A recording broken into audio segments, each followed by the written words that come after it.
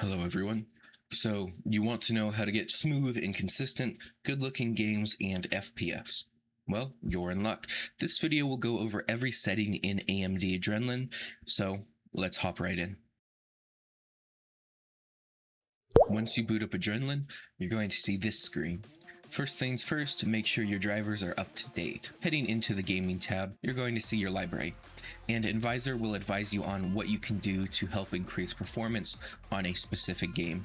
However, what we really want to look at is the graphics tab. Radeon Super Resolution upscales your games using FSR, and you can use this in any game that has DirectX 11, 12, or any Vulkan APIs. It works by having the game render at a lower resolution, then it uses a math formula developed by AMD called EASU, or Edge Adaptive Spatial Upsampling, and then it sharpens your game to make the game look closer to your monitor's native resolution, while also giving you a boost in frames. Now, this is probably the coolest feature in my opinion. AFMF, or Fluid Motion Frames, uses your GPU to literally make fake frames and then put them in between the real ones, gaining you more FPS in any title, with the only sacrifice being a minimal hit to latency. I would recommend this on every program or game. I think the frames gained is more of an advantage than the fraction of a second you might or might not lose during online games. To understand Radeon anti-lag and how it works, you have to understand how you get this lag in the first place. Your CPU sends commands to the GPU, and then the GPU renders. If the GPU is busy rendering one frame, but the CPU has sent information for 6 frames, this creates a bottleneck that causes lag. This is fixed because the anti-lag controls the timing of when the CPU can send this information, removing the potential bottleneck entirely. Radeon Chill is a dynamic FPS. When you're not touching the controls, it lowers to save power and to have your computer run cooler.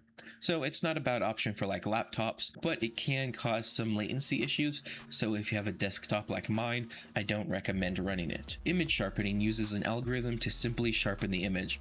It can cause some issues like artifacting or grain when pushed high. However, it makes lower resolution games look better. So I would never use it unless you're lowering your resolution. And if you are, I would recommend just using super resolution, which will have a sharpness slider on it once you turn it on. Enhanced sync is like VSync. However, it does not limit your FPS to your monitor's refresh rate. VSync stops tearing by making sure your screen doesn't refresh while rendering might still be happening, while enhanced sync works by using a buffer, so you always have a good render stored in case your monitor refreshes. However, because of this, stutter could occur, so I keep this off, but it's not a bad option if your refresh rate is like, let's say 60 Hertz and you're getting a lot of screen tearing. Now, VSync, this is VSync.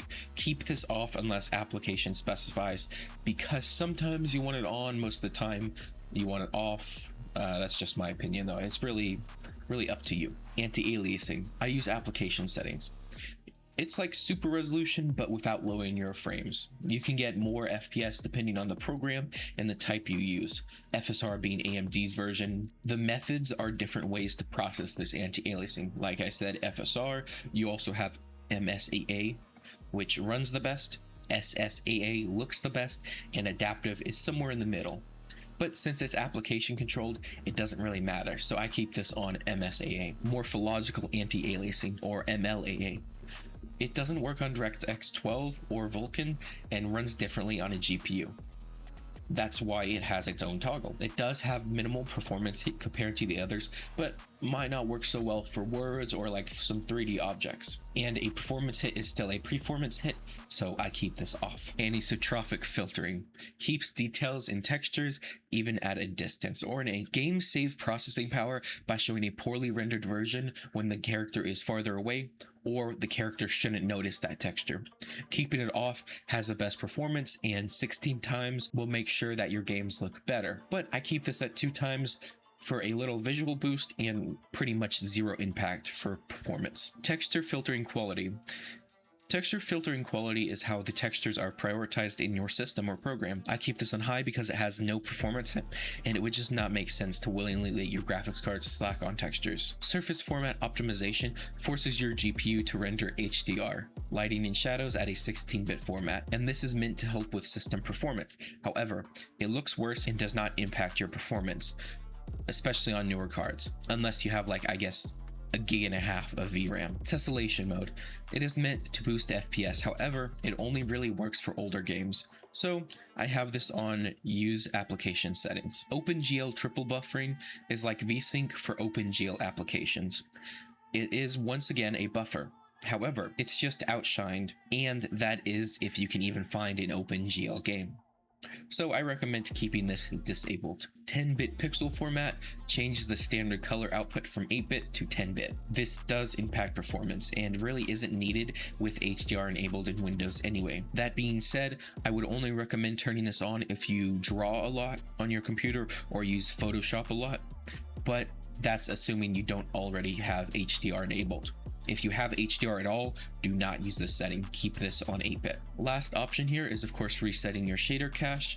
I would recommend you do this every couple of months. Of course, it really won't affect anything unless your shader cache gets full. So moving on from the bulk of it, you have performance. You can measure your own performance by turning these on and seeing what you want to adjust and what you don't, and you can even tell Adrenaline where to log this information if you are going to log it. Going to tuning, as you can see I have a custom fan curve. I have this more of an aggressive one so I can get more performance faster. However, if you want your PC to be more quiet, I would recommend changing this to more like, I don't know, something like this. Do not touch this tuning unless you have researched and know how to overclock and underclock your card safely. If you mess this up, it could possibly break your GPU. Now for smart access memory. This will be on if you have rebar on your BIOS and you have it turned on. It improves performance by optimizing data transfer between your CPU and GPU. I would recommend you have this on if you have the option. Moving on, noise suppression reduces background noise using AI and does affect performance a little, but I don't have this set up. It just depends. I use Discord's in-program settings to filter out my background audio, and there you have it. You are finished, and now you can enjoy games knowing the basics without having to search an optimization video every time you download a new game. So, have a great day.